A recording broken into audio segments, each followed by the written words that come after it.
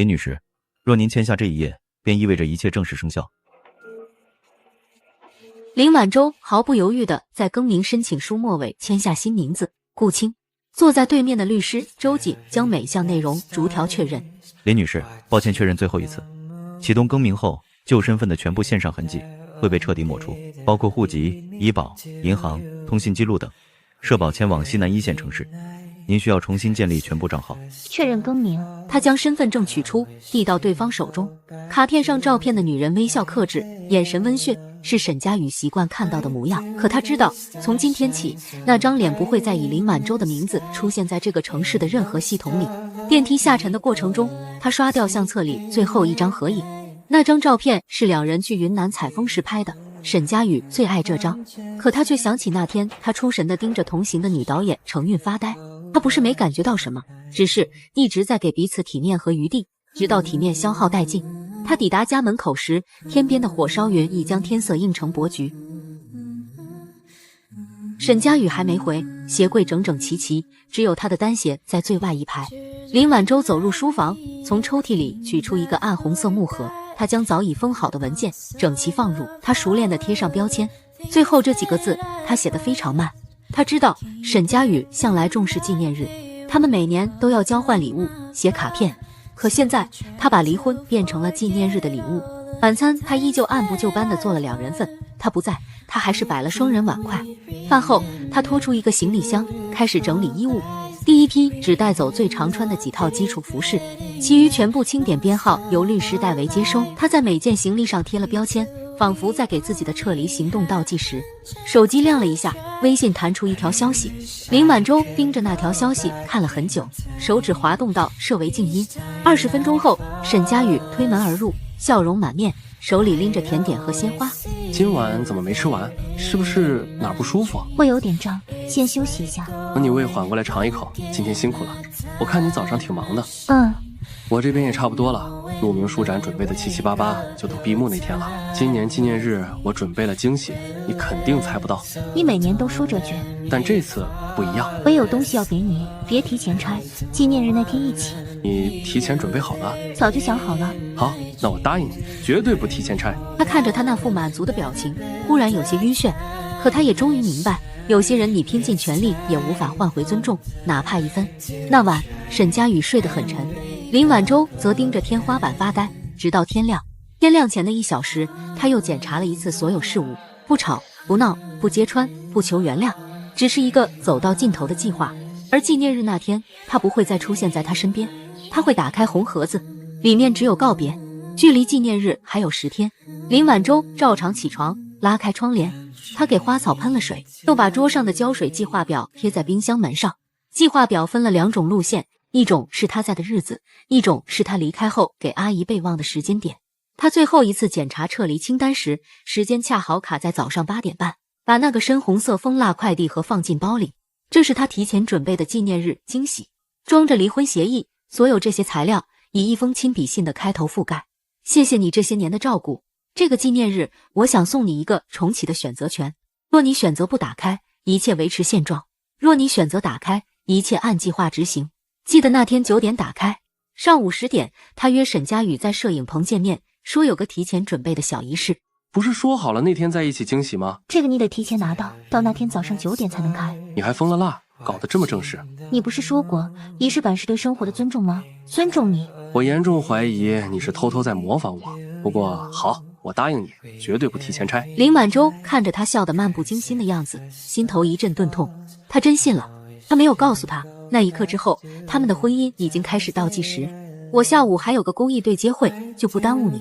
晚上我早点回来，给你做意面。最近太忙了，你别太辛苦。他点头微笑，转身离开。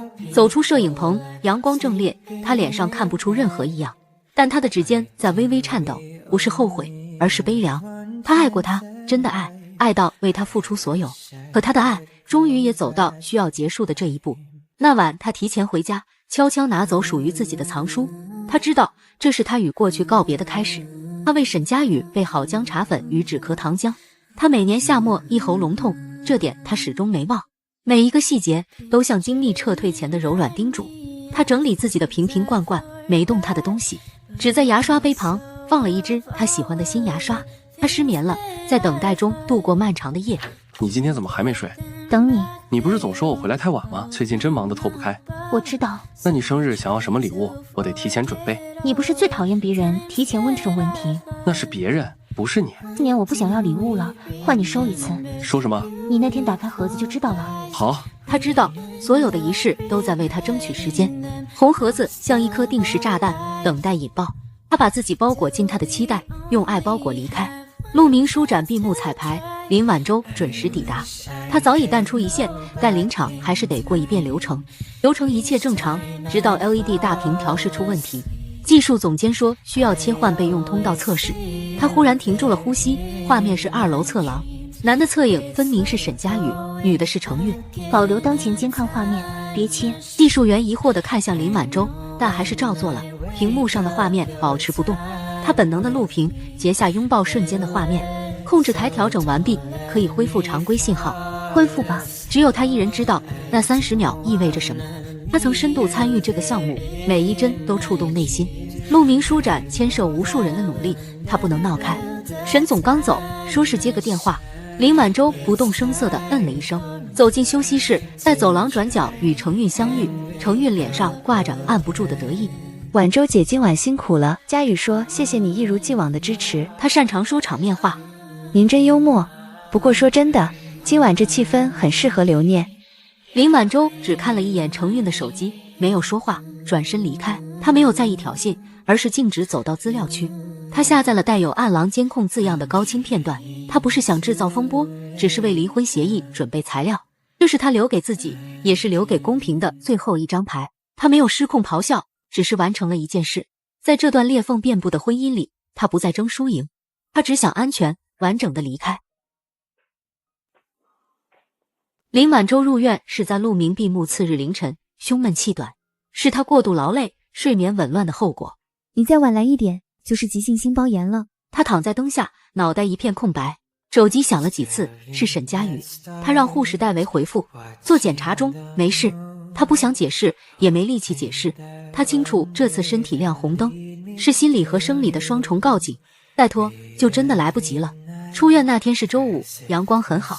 她走出医院，迎着风打了个喷嚏，手里提着化验单和药单，脚下却像踩在漂浮的岛礁上，不再牢靠。回到家，她打开客厅的放映机，这是他们婚后第1年买的。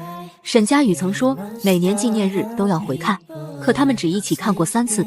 他开始打包，放映机下层是定制霓虹灯，红蓝字体褪成沉默的白，每一个物件他都包得很仔细，没有情绪。林晚舟将一对电影节联名海报卷好放入箱子，就连婚礼宾客签名的照片本也一起放入箱子里。中午，捐赠运输车准时抵达，这是他提前联系的渠道。他没有说私人捐赠，而是以城市毒瘾公益计划联名人的身份提交物件。这些好心啊，真的舍得。比起吃灰，让他们点亮更多故事。他站在门口，他目送车驶离，心口被抽空一块。他不是没犹豫过，但这屋子再装不下他的生活，这段关系不再适合称作婚姻。傍晚，沈佳宇回家，觉得气氛不对，客厅空了一半。原本装饰墙上悬挂的海报撤下了，放映机、霓虹灯都不见了。你在搞装修？没，房子太满了，有个公益展，我捐了些不常用的。连结婚纪念物都捐？你不是总说仪式感是当下的？你最近话里话外都学会反将我了。哪有？这几天天气反复，你注意喉咙。对了，纪念日我订了个灯光摄影师来家里拍一组片，我们这几年都没拍了。那天我可能在外地。不是说过要一起？临时加了个项目，急着走流程。你可以照拍，反正你也擅长独角戏。那我就拍给你做。林晚舟站在厨房门口，没有再接话，只是平静地看着沈佳宇。那晚他睡得很沉，像没察觉什么一样。他却睁眼看着天花板，耳边仿佛有放映机咔嗒声，那是他们新婚时看婚礼录像。以后每年都拍一卷，让我们老了还能一起看回放。可是现在回放设备不在，人也快走了。清晨6点，林晚舟独自打开客厅的灯，独自坐在地毯上，摊开一个厚厚的牛皮封皮本，这是他收藏了8年的电影票册，203张票根，每一张都写着时间、影院和备注。他翻得很慢，每翻一页都像掀开一层旧梦。那张新桥恋人的票边角折了一角，是他用外套口袋藏着不小心压皱的。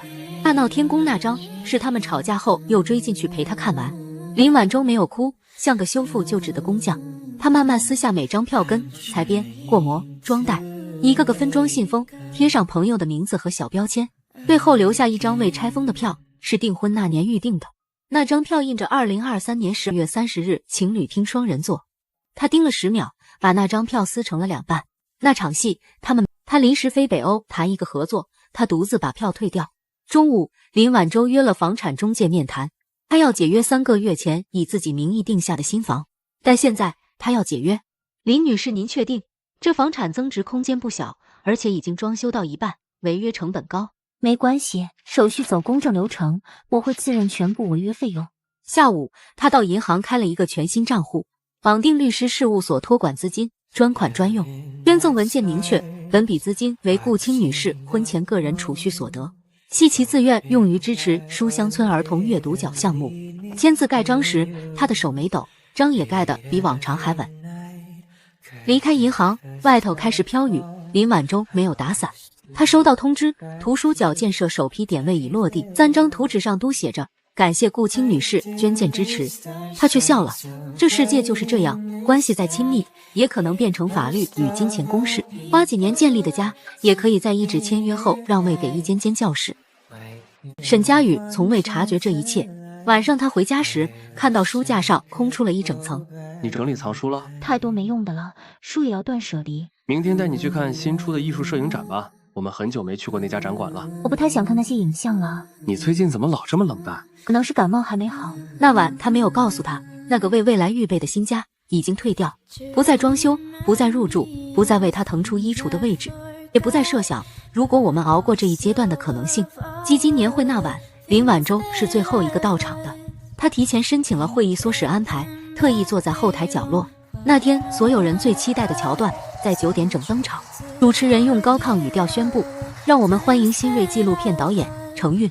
我最近做了一个关于女性韧性的访谈专栏，其中最让我印象深刻的一位女士曾公开反对我们某项目合作，结果现在项目还不是照样走到全国。台下一片哗然，他说的是谁？是在暗指沈太太吗？这也太直接了吧。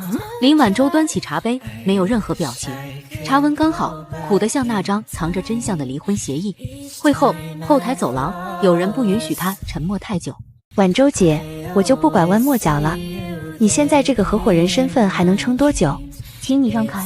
你也别装高贵，反正你老公说了，你这些意见纯属情绪化，他今晚不想来，是我拉他回来的。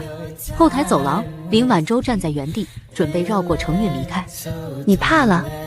放心，我不抢你位置，我只是好奇，你知道今晚他去哪儿了吗？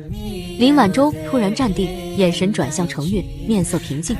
我们在2环私厨吃饭，他还问我今晚想不想来他那边休息，你说他是不是想摆脱你了？你放心，从今天开始，你不会再看到我。别吓我，你这是终于受不了了。林晚舟突然站定，眼神转向程韵，面色平静。走出会场的瞬间，他仿佛穿过一片压抑了5年的空气层。他打了车，径直去了辖区派出所。填写表格时，他手指冰冷，字迹却工整有力。这边备注避免同居住所共同暴力，可能是已有先兆吗？口头挑衅、跟踪、言语羞辱，我未受伤，但希望备案。明白，我们会按流程处理。凌晨2点，他给律师发出最后一条信息。不仅更名流程正式启动，我这边签署完了，请明天提交。收到，请确认办理时间，我安排搬家公司对接。凌晨3点，他坐在阳台喝茶，他给绿植最后浇一次水，然后取出那封贴好邮票的明信片，写着再见，沈佳宇。清晨，沈佳宇刚洗完澡，手机震动几下，屏幕上跳出一个来自别墅智能管家系统的通知。他按下语音播放键，今日异常记录，门锁开启，太太外出。他愣了几秒，然后他走到玄关，果然看到门口少了一只他常用的旅行箱，鞋架上的白色运动鞋也不见了。他心头闪过一丝警觉，但他随即安慰自己，可能是临时去图书点验收。他一直这样，常常一个人低调处理项目。可当他打开微信，头像变成了默认，他瞬间僵住。他又拨电话，您好，您拨打的号码系空号。他瞬间僵住。他赶去他常用的邮箱系统，尝试输入密码重置验证，却提示该邮箱用户不存在。他像疯了一样冲进他书房，电脑早已关闭，抽屉干干净净，只剩几支签字笔和一摞印章盒。他打开他工作常用的基金合作平台，全都无法登录，甚至连他的名字都从列表中消失。他不是出门，他是消失，而这场消失来得悄无声息。与此同时，林晚舟坐在前往高铁的商务车上，他随身只有一个拉杆箱、一只手提包，您的车票、身份证都已安排。他点了点头，没有多话。他从没想过失联能变成一种体面方式，不吵架，不拉扯，不声张，只是在一个普通的早晨把自己合法清除。他坐在车里，打开随身的文件袋，里面是各项签级材料、银行清单和一张授权书，原号码及网络身份作废，所有个人行为责任由律师代理行使。他签下授权书的那刻，就对这个城市说了再见。而沈佳宇此刻终于反应过来，他开始疯狂调动资源，打电话给朋友，可无一例外，全都无回应。他拨通林晚舟母亲的电话，对方平静地说，他有自己的安排，我们尊重。他联系他最好的朋友陶瑶，对方回复，他只让我转告你，他不需要你了。他甚至雇了一家私人调查机构，对方回话是，目标对象无在用手机，无电子痕迹，无入住记录，建议您终止调查，避免法律风险。沈佳宇终于坐在沙发上，一言不发。桌上的花瓶里那数箱雪兰已经微微打蔫。他忽然想起他最爱的那句话，我们终将与温柔重逢。晚舟不是换地方生活，他是选择把自己从他的世界里下线。他只是再也不想出现了。纪念日当天，沈佳宇早早回到家，他换上深蓝衬衫，准备好了他喜欢的红酒与松露烤鸡，甚至把那张霓虹灯早年留下的底座重新挂上了墙。餐桌铺了白色桌布，一切准备就绪，唯独屋里空空的，没有他。他踌躇地走到玄关，目光落在那个深红色蜂蜡盒上，他1周前交给他的，说要那天再开。他从没想过这个惊喜会成为他最后一个纪念日的唯一遗物。有点整，他把盒子摆到餐桌中央，像打开礼物般郑重地撕开蜂蜡，掀开盒盖，最上层是一封信。佳宇，我知道你爱行事，所以我保留了你最爱的环节。这盒子是我送给你的人生拐点，里面的每一页文件都是我离开你的方式，也是我最后一次认真和你说话的方式。林晚舟，他指尖轻颤，将下方文件一份份抽出，每一页都由专业律师草拟盖章，生效条件明确，时间节点、流程路径、条款逻辑清清楚楚。他咬紧牙关翻到后页，那里是2个盖着红章的特殊条款。本文件开封后视为当事人已知晓内容，若对方在72小时内未提出法律异议，将自动视为默认接受。本协议已设备用执行路径，若对方提出干扰行为，流程将自动转入司法通道，全部证据由律师保全，并启动社会项目同步交割。他脸色惨白，一句话都说不出。桌上餐食的香味开始冷掉，而文件的字字句句像钉子钉进他的掌心。他留给他的是一套已经启动、不可逆转的离开计划。沈佳宇第一次意识到，他不是赌气，不是吓唬，不是要他改，他是准备彻底告别。他拨通律师电话，语速飞快，我要发起反对，阻止分割执行。对方沉默几秒。沈先生，林女士所有材料都经过合法公证，捐赠部分也不在你名下，除非您能证明她有强制行为，否则这不构成任何滞留的合法理由。那我拒绝离婚。抱歉，他也预设了这一条款，协议为自动触发型，若您在规定时间未配合，将转入法院程序，我们会依法处理。沈佳宇挂掉电话，整个人靠在椅背上，仿佛力气被抽空。他竟然连他可能不签字这一步都预判了。而最刺眼的是那张财产明细，他可以争，但他没有。他完全可以拿大部分，但他只拿最基础的那一份。他没有算计，反倒比任何时候都克制，清清白白的离开，体面到令他羞愧。沈佳宇起身，打开红酒，一口饮尽。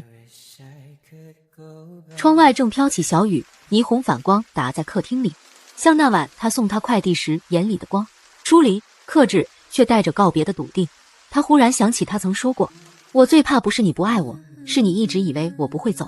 他走了，他还设好一切程序，让他无法追回。林晚舟失联第3天，程月依旧照常出现在办公室里。他穿着定制西装，像什么事都没发生。佳宇，我们年底那组儿童口述史可以做成系列记录短片，再对接一批海外文艺节。沈佳宇没说话，只是盯着他的笔记本电脑。你昨晚是不是开了直播？程月愣了愣，随即恢复镇定，就随手聊了2句，也没指名道姓啊。你提到有些人表面公益，背后实办，还说对方的离场是嫉妒和心虚。网友就爱听这些，我只是顺着话头说了几句，又没点你名字。大家都懂娱乐效果。你点的是林晚舟，他都走了，你还护什么？不然你现在这样，被他摆一道还感恩？沈佳宇的眼神冷下来，他站起身，走到程韵身边。喂，你干嘛？但他已经翻开聊天记录，快速找到一个文件夹。文件夹名叫 WC， 里面全是截图，一张是2人吃饭时林晚舟拍的背影，配文是谁还在装正宫啊？另一张是程韵在群聊里说他能捐书，我也能，反正现在公众只信热搜。还有一条语音，沈佳宇点开，他迟早走人，我不过是提前帮他完成退出仪式。他指尖发冷，猛地合上电脑。这些都是你说的？程韵笑容僵了一下。佳宇，他对你做的事你都忘了？他没做错。他一走了之，把你架在风口浪尖，你还护着他？你疯了？你以为大家不知道他为什么走？现在外面都说他精神有问题。闭嘴！程韵脸色一变，你居然为了一个弃你而去的女人跟我翻脸？合作从现在起终止。你别开玩笑。不是玩笑。他拿起手机，当场拨给项目负责人。书页影像计划暂停，全部与程韵及其团队的合作，合同冻结，财务审核即日启动。电话那头一阵沉默后，低声确认收到。你别后悔。我已经在后悔的路上太久了。当天深夜，程韵发布一条长文，标题是我不过是合作人，却成了出气筒。文中他写林晚舟高冷傲慢，打压后辈，对合作女方敌意明显，并影射沈佳宇被操控。配图是他坐在会议室门口哭泣的背影。热搜瞬间爆了，评论区撕成2派，有人骂沈佳宇翻脸无情，也有人骂林晚舟用离婚捆绑道德光环。而林晚舟始终没有回应，他甚至没有上线。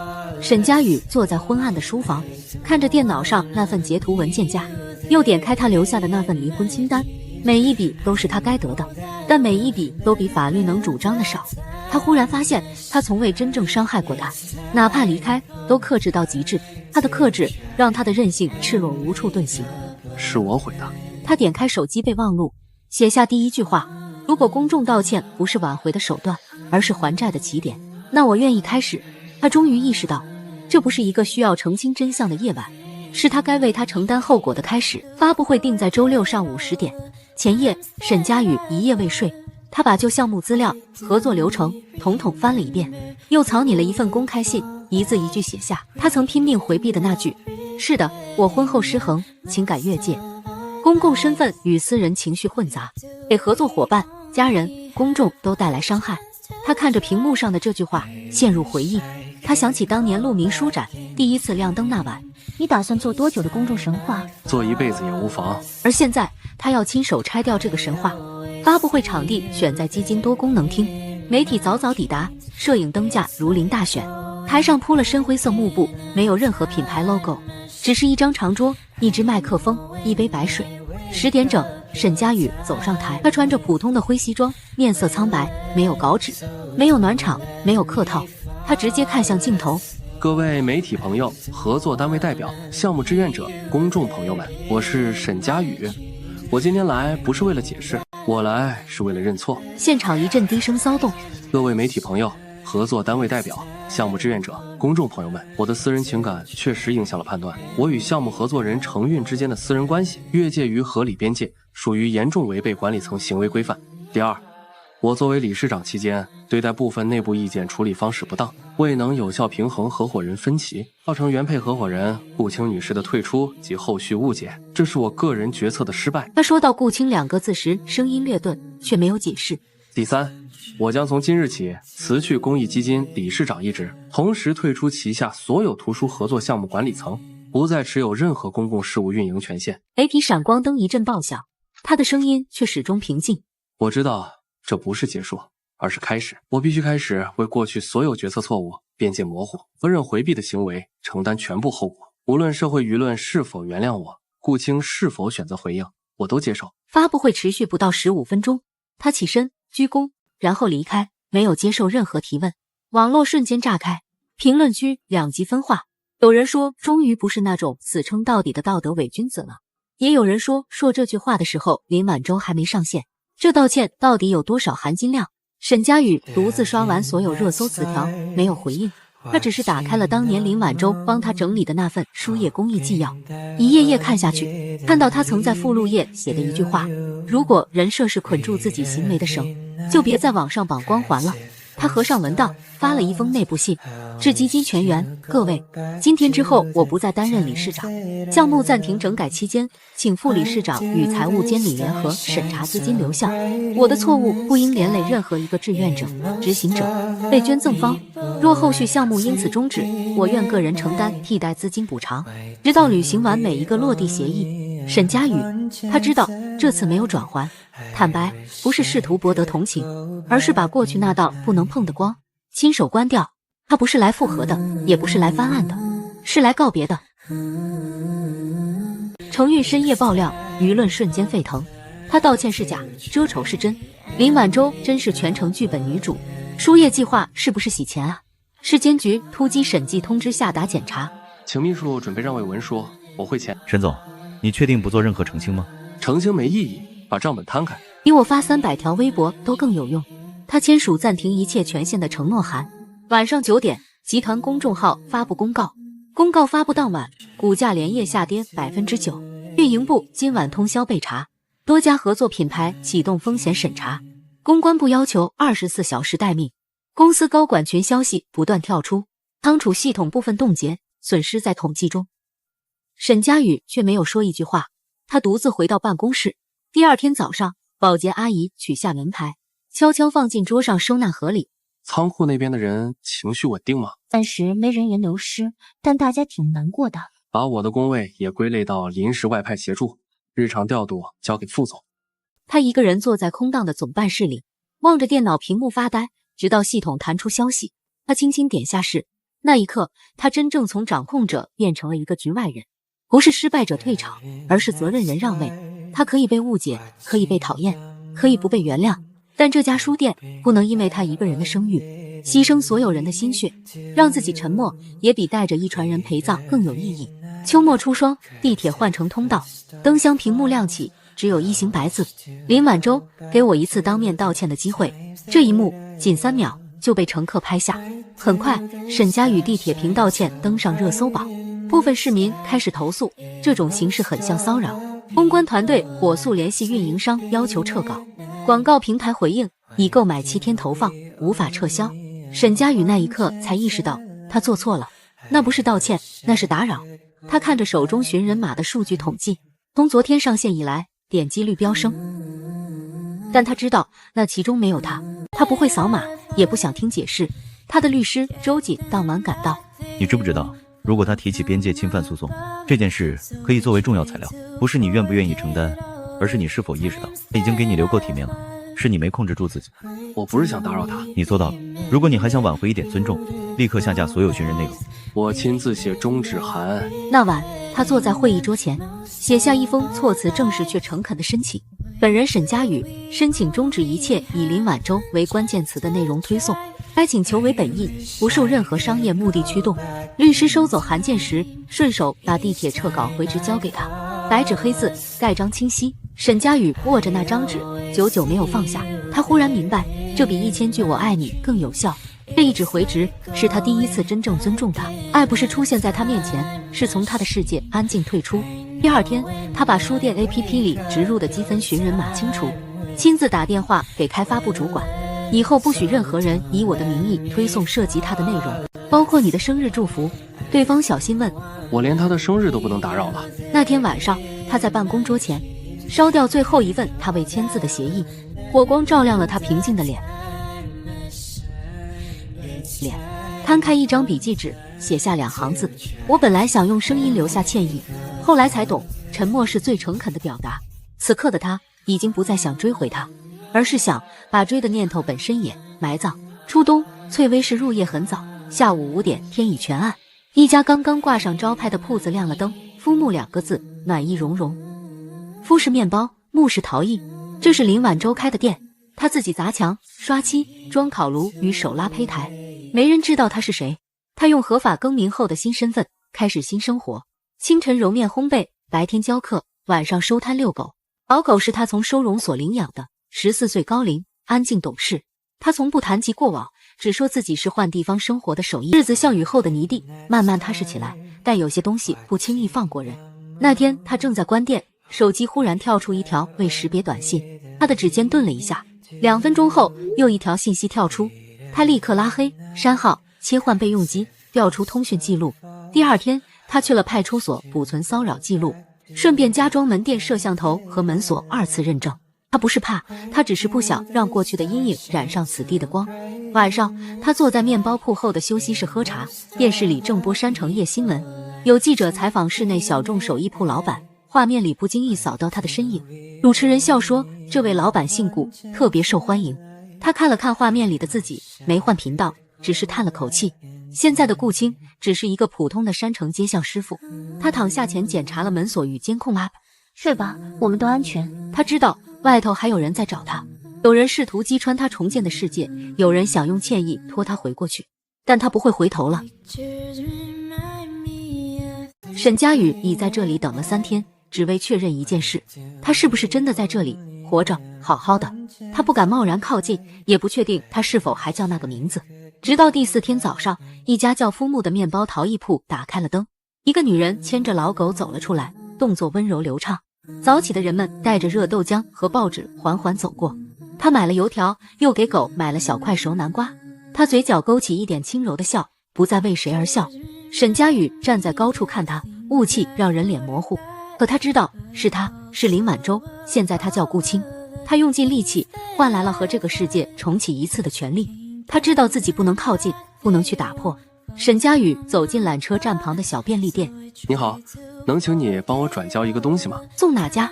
夫木，顾老师那边。他不太接私人东西的。我不留名，如果他不要，可以直接扔掉。他说完，鞠躬，转身离开。店员狐疑地掂了掂信封，最终点了点头。信封里是一本复刻的电影票册，按当年自制那本为原型，每一张票都是他们共同看过的电影。如果你不需要，就把它当成陌生人落下的东西丢了吧。他从未想过见他一面会如此奢侈，他也从未想过有一天真的学会了放弃靠近。当晚，他回到旅馆，写下新的个人行为约束条款，像给自己递交一份迟来的限制令。窗外山雾再起，缆车灯亮起微弱蓝光。他终于懂了，爱不是重建，而是允许他安静地活着，自由地远离。第2天，顾青在收银台下看到了那个信封，他没有第一时间打开，关了门，安顿好老狗，他才慢慢拆开。他不再哭了，只是轻轻合上，把它夹在营业执照和税务登记本之间。他来过，但不再扰。他感激这个分寸分明的告别。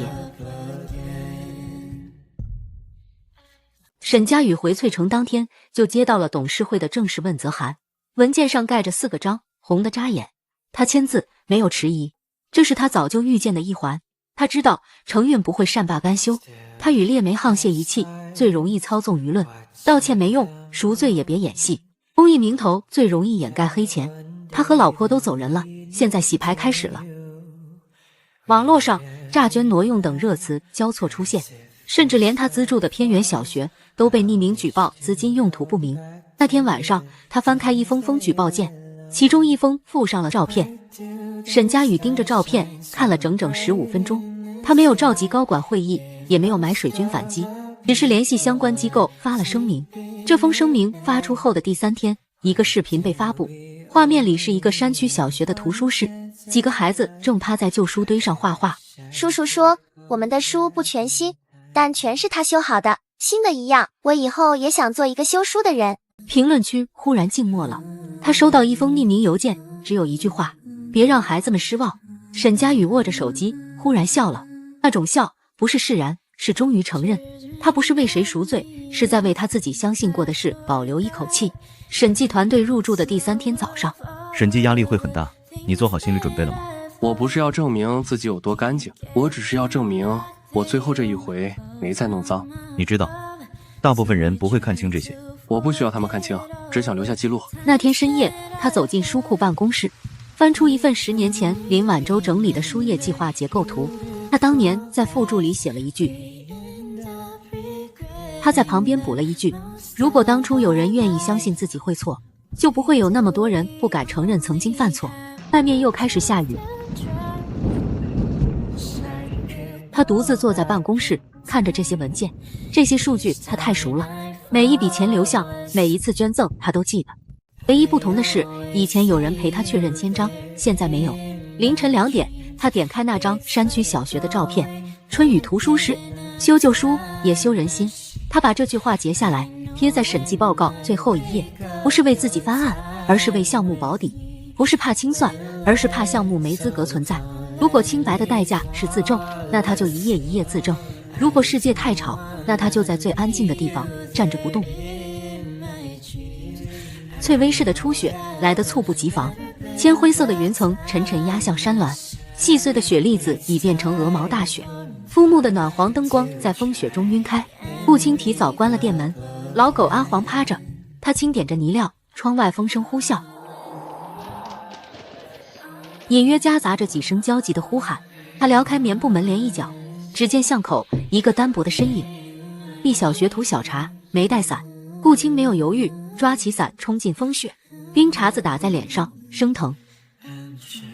小茶，顾老师，沈师傅好像不在。顾青心头一紧，风雪肆虐，修补所门窗紧闭。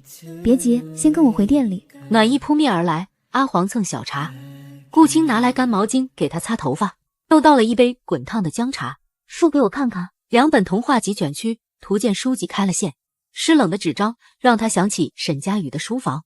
还能修吗？顾青深吸一口气，他找出吹风机，小心地吹拂书页，再用吸水纸轻轻按压。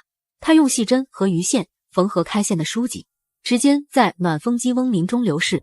不知过了多久，门被轻轻叩响。沈佳宇站在门外，积雪厚厚一层，他手里提着工具箱，目光落在书上，又扫过诗书和吹风机，落在小茶。小茶像看到了救星，立刻站起来。沈佳宇没说话，径直走了进来。他没看顾青，目光专注落在书上，又检查了顾青缝合的书籍线。吹风温度高了点，纸纤维会脆。他打开工具箱，里面是精巧工具。他拉过凳子，流畅的接手。他用镊子夹起特制吸水纸替换。他调胶水，用细毛笔点在书籍，再用微型夹板固定，手指稳定。顾青退到一旁，静静地看着。炉火光跳跃在他脸上，风雪隔绝。小茶也屏住呼吸，睁大眼睛看着。最后一处修复，他轻轻合上书页。好了。小茶抱着书，眼圈红了，是喜悦。太晚了，我送他回去。路上小心。他撑开伞，将小茶护在里侧。2个身影很快消失在风雪中。顾青望着方向，看着2人离去。刚才的几10分钟没有寒暄，只有破损的书页在沉默中被修复。他关上门，插好门栓。他走到桌边，指尖拂过修复好的书，针脚细密，几乎隐形。他拿起自己缝的书，针脚粗陋。他拆线，学着他专注的样子重新缝，动作很慢，很笨拙，但很认真。炉火噼啪，风雪拍打，奇异的安宁。一纸调查通告已在公司公示栏上挂了7天。就在这第7天，他接到了母亲住院的消息。老宅来人电话说，伯母凌晨突发心梗，目前在 ICU， 请你务必来一趟。他立即赶到医院，母亲插管清瘦，眼皮掀了几次才认出他。晚舟呢？他握着他的手，却不知道怎么回答。母亲的病情突然又凶险，医生说需长时间卧床静养。他在家属等候室坐了整整1夜，直到拂晓。第2天一早，沈家长辈临时召开家族会议。春雨书房是我们沈家的招牌，你现在深陷丑闻，企业难以为继，必须有人出来替你擦尾，也要给投资人交代。会议室门一关就是6个小时，最终他被要求签署永久性管理职务退出协议。签字那刻，他手在抖，不是因为愤怒，也不是不甘，而是一种脱离的荒凉，像是亲手将他搭起来的屋子交还给世界。离开沈家老宅时，他接到医院电话，母亲病情恶化，需插管镇静，暂时无法探视。他站在医院楼下走道，长椅湿冷，街边落叶扫不干净。看着医院高墙上的公告，眼前忽然天旋地转。3分钟后，他晕倒在地，醒来是在急诊室，头上缠着降温贴，手上吊着生理盐水。已多日严重失眠，近期长时间处于高压状态，身体已进入焦虑性惊恐临界点。简单说，你现在不能工作，不能开会，不能单独出行，需要签订临时监护协议，由他人协助你治疗。沈佳宇点头，他不再挣扎。当晚，他授权助理提交精神评估报告，向公司人事备案。本人即日起进入心理干预恢复期，退出全部管理事务。他还联系财务，捐出个人薪酬存量，成立一项特殊病患员工家属关爱基金。第二天下午，他一个人坐在疗养病房，习惯性想点开常联络人，却发现头像已致灰。林晚舟不在了。护士来查房时，他忽然问了一句：你知道有没有什么方法可以把一个人的联系方式永久存档？我们病区电脑有历史联系人回收站，是个只读系统，不能删，不能查，不能编辑。那真好。像他一样，他成了他生命的只读系统，不能触碰，也不能消除，只能存在那里，定静提醒他曾拥有什么，也亲手放弃了什么。窗外阳光明晃，他忽然想起很多年前的夜晚，那时他发烧，林晚舟一整夜没睡。你怎么不累？照顾你是我唯一不觉得耗的事。而现在他已不在那名单里。沈佳宇出院那天，阳光稀薄，医院走廊里是消毒水和塑胶帘子混合的气味，身边没有亲人，没有员工，也没有人为他准备接风，只有律师周瑾站在医院门口。他的更名迁级申请正式通过了，这份是行政回执副本，你有知情权。沈佳宇接过文件，申请人顾青原籍注销手续已完成，身份信息系统将于3日原户名林晚舟已归档注销，永久冻结。他站在原地，指尖紧握，喉咙像塞了一口血，冰冷发涩，却说不出一个字，纸面干燥，字迹清晰，却像一张无声的死刑判决书，不是对他的惩罚，而是对他所有幻想的宣告。他真的删库了，彻底的，干净的，从林晚舟这个身份上退场了。他知道你今天要来见我吗？知道，他让我转达一句话。什么？找到不代表可以靠近。沈佳宇苦笑，眼眶一热，他这才明白，所有他以为的还有机会都是自欺。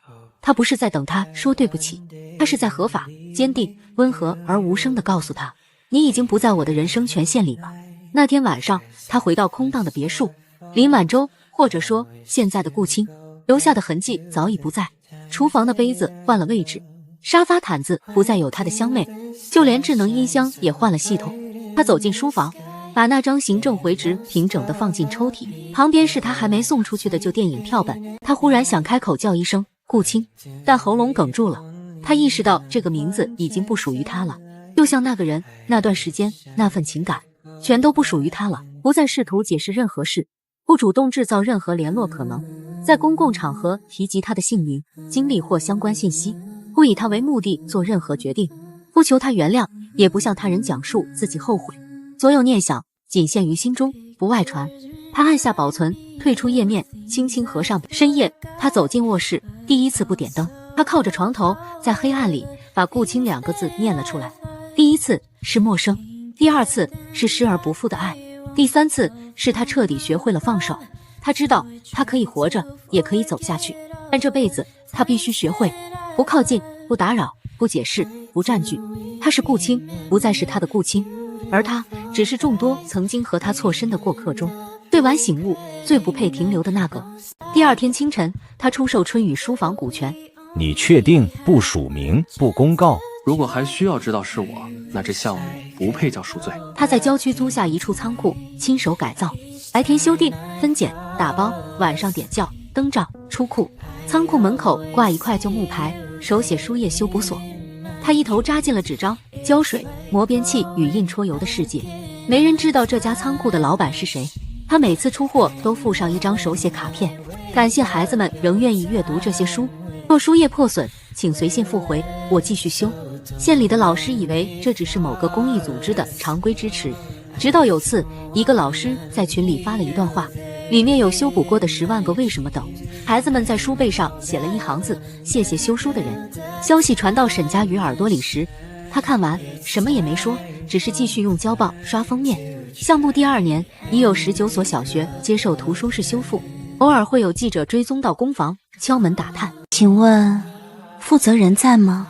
这里就是旧书维修，没人管采访。记者走后，他把访客登记册锁进抽屉，再次确认外头监控未被打开。他知道那些年他站在光中央太久，而如今他必须选择消失在正确之后。你可以选择体面补偿的方式，何必这样？以前太习惯体面了，换点苦的方式吧。某个傍晚，他拿着打包好的第99批图书送去快递点。这本也是从那个修书仓来的吧？孩子们可喜欢。那一刻，他没有抬头。签收单上写着收件人一栏，顾青曾资助县域图书室网络，而寄件人永远是实业项目无名修复人。他回仓库，独自喝了一碗热面。他终于也成了一个不再被认识的人。但那些书页会替他说一句：他来过。翠微市旧城改造15年，坡道依旧，依山蜿蜒，雨雾时常浮起。坡道南端新开一家旧书修复铺，叶七，掌柜姓沈，头发微白，动作干净利落。他从不多话，每周1到6固定开门。而坡道北端枫木面包店依旧灯火温柔，店主顾青现在是老师，带着几个学徒。孩子们爱他，大人们尊重他。